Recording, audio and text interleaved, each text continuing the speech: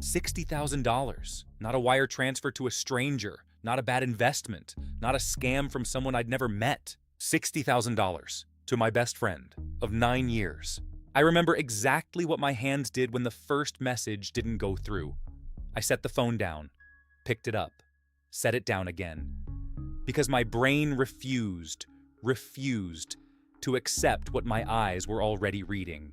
I tried calling, straight to voicemail, not ringing, straight there, Instagram, no account found, Facebook, profile unavailable, email, undeliverable, address not recognized. In 11 minutes, I counted later, going back through the timestamps. In 11 minutes, she had ceased to exist in every channel we had ever used to communicate. 9 years, $60,000, 11 minutes. Here is what I want you to understand before this story goes any further. I did not cry. I did not call anyone. I did not drive to her house or post on social media or leave a voicemail she'd never hear. I sat at my kitchen table and I got very, very quiet because I already knew something she didn't. She thought disappearing was the move. It wasn't. She had no idea what she'd just started. Her name doesn't matter now. What matters is what she was to me. We met in our mid-20s, same industry, same ambitions, the kind of friendship that builds slowly and then all at once, where one day you look up and realize this person knows more about you than your family does. She was the person I called at 2 a.m. when my father was in the hospital. She was the one sitting next to me in the waiting room. She was the first person I told when I got the job that changed my life. 9 years of that. 9 years of building something that felt permanent. So when she called me in February, voice tight, words careful, and told me she was in crisis, I listened the way you listen to family. She'd made a business decision that had collapsed, vendors unpaid, account frozen. She was facing exposure that could end her career publicly if it wasn't resolved in the next 30 days. She needed a bridge, $60,000. She'd repay it in 90 days. She had a contract coming in. She showed me the paperwork. She had a plan. And then she said the thing that closed every door in my mind. She said, "You're the only person in the world I trust with this." I had known her for 9 years. I had seen her honor every commitment she'd ever made. I had watched her lend money to others when she barely had it herself. She was, to every person who knew her, meticulous, principled, honest. I transferred the money on a Tuesday afternoon. I remember closing the app and thinking, she'll pay this back before the 90 days. That was the last thought I had about that money as mine. 18 days later, not 90, 18. The first text didn't deliver at 11:13 p.m. I thought it was a network issue. Sent another. Same result. Called her at 11:19. Straight to voicemail. I left a calm message. "Hey, just checking in. Call me when you can." I went to sleep. By 7 a.m., she was gone. Not one platform. All of them. Instagram, account not found. Facebook, profile removed. LinkedIn, disappeared. The email I'd used for our entire professional relationship bounced. Her phone number, when I called again, had been disconnected. I want to describe what it feels like to watch that happen in real time. It isn't rage. It's something colder.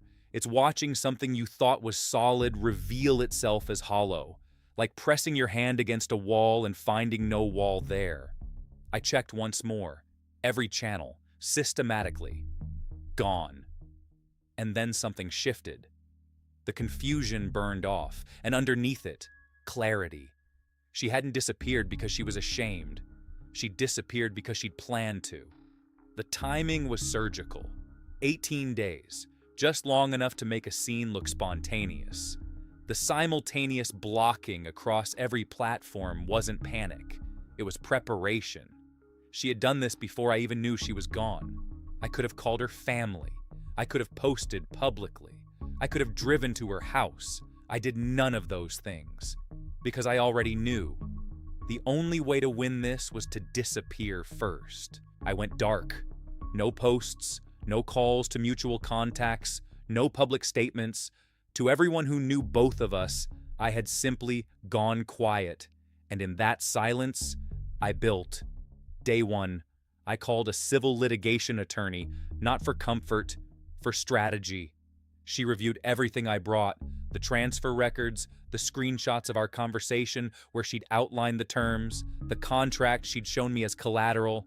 She said two things I wrote down: "This is recoverable," and "Don't touch anything socially yet." I didn't. Over the next 6 weeks, I reconstructed the entire financial trail.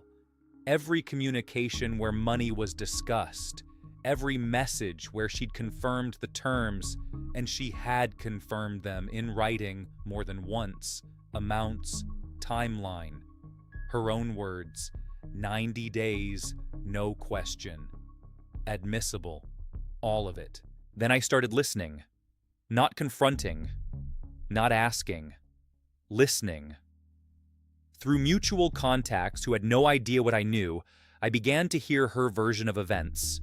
And her version was creative. She told people I had gifted her the money, that there was never an agreement, that I'd become unstable after the transfer, and she'd had to cut contact for her own well-being. She had built a narrative, a full one, complete with a villain. That was a mistake, because every person she told that story to, every person who nodded and believed her, became a witness to a lie I could now document with the truth. By week 10, I had bank records, written confirmation of the loan terms, documented evidence of her false narrative through 3 independent sources, and a formal demand letter drafted and reviewed by counsel. The trap wasn't set in anger, it was set in silence, and by week 10, every spring was loaded. Before I tell you what happened next, and what I found out about her that changed everything, if you're watching this and you've ever been betrayed by someone you trusted, you're in the right place. Hit subscribe, because every story on this channel ends the same way, with justice. Now, back to her. The demand letter arrived on a Thursday. Formal, precise, itemized. It named the amount, the agreed terms, the date of transfer, and cited her own written confirmation of the loan. It gave her 14 days to respond or face civil proceedings. It was copied to her business partner and filed with her industry's licensing board as a formal disclosure, because that's a requirement under a fraud allegation in my jurisdiction, not a threat, a procedure. She responded in 4 days. Through her own lawyer, hired presumably in a panic, she denied everything, claimed the money was a gift, claimed emotional distress, claimed I was harassing her. I let my attorney respond. The response was 11 pages, documented, referenced, airtight. Her lawyer went quiet for 6 days. Then came the moment I knew it was over. Her attorney filed a settlement inquiry, not a counter-argument, a settlement inquiry, meaning, what does it take to make this go away? My attorney's answer, everything, full principal. Legal interest accrued over the full period, court filing fees, legal counsel costs. She paid every number.